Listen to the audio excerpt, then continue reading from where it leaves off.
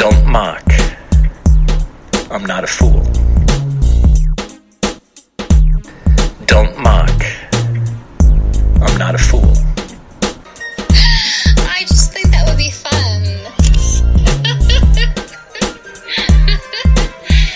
Hey there, it's Tony Cole here, and welcome to the Dumb Leaders Podcast, episode 106. Today I want to share a recent experience that occurred in my network. Now, I've labelled it as the collision between victimhood, ego, and delusion.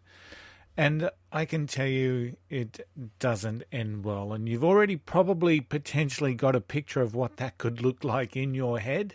But it was absolutely the collision between victimhood, ego, and delusion. Now, let me start by providing just some personal definitions of what I see as those words. So victimhood is when you're telling yourself the story that life in general is unfair and that it's always someone else's fault that you aren't getting ahead, that the world is fundamentally unfair, potentially even biased against you, and that you're blaming the world for where you are, your predicament, your circumstances.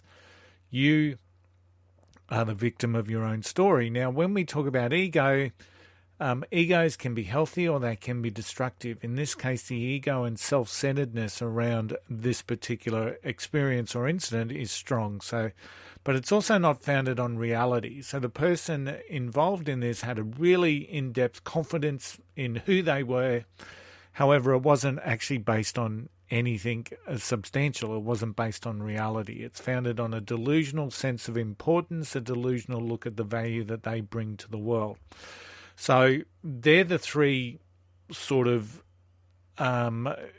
colliding forces that come into this particular incident or accident. Now, when we mixed with the ego was this real sense of status from this person. So they had the opportunity to create their own job title, and they made one that sounded really, really important. But in reality, it really didn't fit the job role or the job position that this person was actually doing. And calling yourself a senior manager doesn't make you one, right? So if you want to be seen as a senior leader or a senior manager within your organization, you have to act like one. You have to behave like one. You have to be followed, and people follow you and are influenced you by the behaviors that you show and the role modeling aspects of those particular behaviors. So just calling yourself a senior manager doesn't make you one. Importantly, the perception of the perks come with titles and self-importance and self-grandeur, and all that does is create a bit of an entitlement and an expectation, all of which were visible with this particular experience. Now, ultimately, these areas are far from being what a leader stands for. It actually highlighted it will often highlight a complete lack of emotional intelligence. And every decision that's being made reeks of self-indulgence, or decisions are made to suit the self, the person, and not the business or the team. So let's have a look at what happens when this collision occurs between victimhood, ego, and delusion. Now, when the collision occurs, it becomes a train wreck. Now, I witnessed this collision recently, and the victim was centered on a sense of self-importance and delusion, and fundamentally considered himself above the team and above even the person that owned the organization. So take that in, right? So we've got an owner here who's taking on the risks, investing in a business, and we've got someone within that team believing that they're more important, that they're more valuable than the owner. Can I tell you, if you're putting money into a business as the owner of a business, you are no doubt, in my mind, the most important person within that business. So let's get that really, really clear. So this person considered himself above the team and above the owner. Now, behaviours witnessed included things like leaving work if they're unable to get a car park. They'd just go home for the day because as a senior manager, he should always be able to get a car park. Once again, sense of entitlement based around a sense of status. So when I talk to leaders that actually have a sense of that have status and they have a followership of people that want to do it. It's their behaviors that drive people to respect them and to follow them. It's not the title. So if you've got to tell people you're a senior leader, it's probably a really clear indicator that your behaviors aren't telling them that. So really take that on board for what it is. Behaviors are incredibly important, especially if you perceive yourself to be in a position that has some level of status. Now, additional to this, there were uncontrolled emotive blow-ups, and as we know, they're just fantastic for office culture, aren't they? So this just does nothing but lead to staff discontent and pain in the organisation. Behaviour in an office that was distractive as well as destructive. So he had a very clear musical taste, which wasn't necessarily appreciated by other people within the office. So, which ultimately led to a blanket rule that there was going to be no office and no music in the office. So because this leader had a sense of status and a sense of self-importance, and his music could be played and disrupt everyone else and make their days miserable, ultimately the blanket rule from the owner was, well, there's going to be no more music in the office. And, once again, we think about that concept of senior leadership. Is that the behavior that a senior leader does? Puts everyone else's experience detrimental to what his is. So there was a real sense of unfairness driven from his belief that he deserved more. So he'd been with the business a number of years, I think 4 years. So he believed that he had the time to actually be paid more, have more responsibility. But when he talks about more responsibility, he's actually talking about more self-entitlement. And he fundamentally wanted ownership, some level of ownership in the business, but was so far removed from what an owner has to do at times that wasn't even part of the consideration. But he believed that he deserved that because he spent 4 years in the organisation.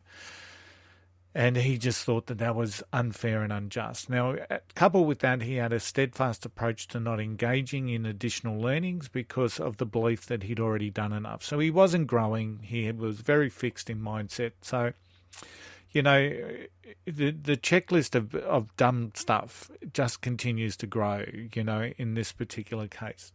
Now, for every step forward, there are a number of different conversations from what I can understand. For every step forward, there was an associated 14 steps back. And maybe that's an exaggeration, but there were always steps back after a step forward. So he would make a commitment. That commitment might last a day or two. He would then expect some sort of immediate recognition and reward. And when that wasn't forthcoming, he just transcended back into the mindset that he had, that everything was unfair and that, yes, he'd made the change and, all of this stuff. So for every step forward, there were associated steps back. When things didn't flow his way immediately, he just regressed back into, he reverted to type. So the thought of long-term gain was not part of his mindset. And an expectation that a change must be met with instant reward. And as we know, that very rarely happens in the world. So sacrifice, long-term discipline, long-term performance is what creates success, but not a momentary change in our behaviours. So, and fundamentally, this behaviour, the stage that it got to was fueled by the owner of the business. So in his efforts to keep the peace, he meekly surrendered the ultimate performance of his business to the roller coaster of these constant collisions from this one leader who had a detrimental effect on the entire team. So, and this is where I talk about the importance of developing yourself as a leader, however you wish to do that. But the reality is you need to be doing that. You need to have confidence and competence to be able to deal with issues like this before they become such an overbearing burden on the business that something has to change. So you need to be able to develop yourself as a leader, whatever that is, by listening to this podcast, by listening to the Today's Leader podcast, by listening to reading books from experts, whatever that is, there are ways that you can do that. And of course, part of my business is about coaching people. And of course, that is always an option. And because you've always got then that third party observer that's analysing and helping you reflect. So, but the reality is, if you don't have leadership development, or if you aren't developing yourself, you are likely to be making the wrong decisions. You are likely to be rewarding behaviours like this because of your inability, your inconsistency, your discomfort in dealing with situations like this. So the behaviour was ultimately fueled by the owner of the business until it all became too much, and finally there was some action taken. Now, however, because of the poor performance and the poor behaviours that had been accepted. So you'll often hear me talk about accepted practices in organisations. So the poor performance, the poor behaviours were accepted. They were part of the environment to the detriment of everyone else, but they were an accepted part of the environment. So when he finally took action, it was much harder than what it should have been because of the fact that there was some inconsistency in approach and it just hadn't been dealt with. So let's look at this from two aspects. So how do you not get into a situation like this where you've got that collision that's occurring between victimhood, between ego, between self-entitlement, between self-delusion? Like it's all just bang. It's just like a train wreck that we just cannot look away. We know the crisis is coming. We know that on any one day there may seem the perception of peace, but we know there's another crisis coming. So how do we stop this? So let's look at it from two aspects. Let's look at the leader who's who is the focus of the collision, right? Now, the state that you can get in can be destructive, self-destructive, personally destructive, destructive to teams, destructive to the business. So that is the ultimate understanding. So when you've actually got an outcome of doing what's right for the business, when you've really got that outcome, when you really align with that, you can reflect and stop yourself from having a destructive or a detrimental impact on the outcome of the business. But when you're centered on self, of course you're not. You're focused on yourself, and you're focused on how unfair things are, and why does this happen for this person but not for this? It just becomes a destructive way of working, and it's a destructive for you. So if you ever find yourself getting into that sort of a mindset, one of the realities there is that you've got to reassess why you're there. Are you there for you, or are you there for the business? Are you there for your team? Now, of course, you need to have adequate reward for the role that you're doing, but ultimately expecting to be paid more for doing less of a job than what you're doing now is just counterproductive, and it's just totally destructive. It's an incredibly poor mindset to inflict on yourself, and it's one that's got a number of different triggers. So you've got to be alert to the triggers, and you've got to understand when you're spiraling into this sort of behavior. When you're centered wholly and solely on yourself, this is a likely mindset that is going to be created. So when you're focused on self, so you'll often hear me talk about the leader's number one priority is their team. Absolutely. And it's not on you.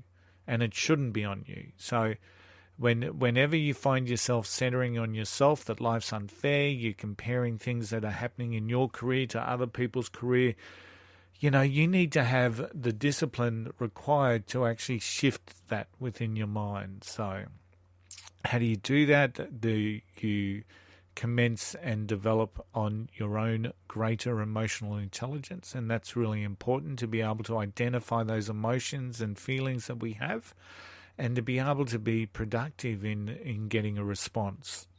So, and that's how we can continue to combat the creation of that particular mindset. Well, you've got to note the triggers. You've got to be prepared to reflect, and you've got to be prepared to put in the work to be in that self-development space. You need to have discipline. And it's all about practice. If we're not practicing on these things, if we're not practicing and doing good practice, we will never become a better leader. So work on reflection, work on becoming, practicing self-awareness, and really start focusing in around emotional intelligence and also outcomes for the business. They should be forthright at the forefront in your mind. Now, for the leader that's actually trying to manage this destructive behavior seen within their team, really the biggest tip is you cannot turn a blind eye to it. You cannot. For a leader that sees this destructive behavior, you need to be timely in dealing with the issue. Because when we're timely and we deal with it quickly, we have a greater prospect of building a sustainable solution and a resolution.